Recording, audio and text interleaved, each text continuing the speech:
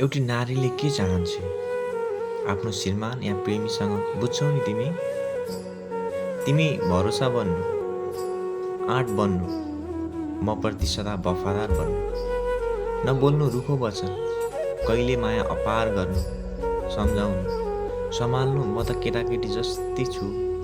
झेल्नु, सम्झाउनु, बुझाउनु, सिकाउनु के सही गलत हुन्छ भनेर।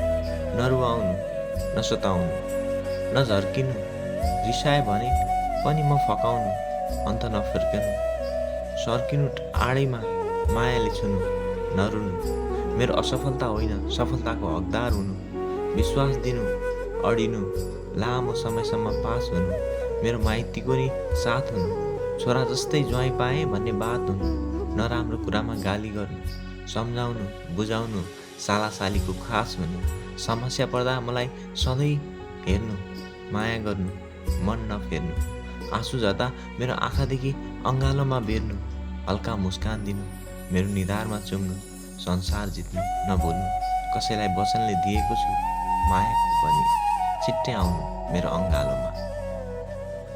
नरुक ल माया।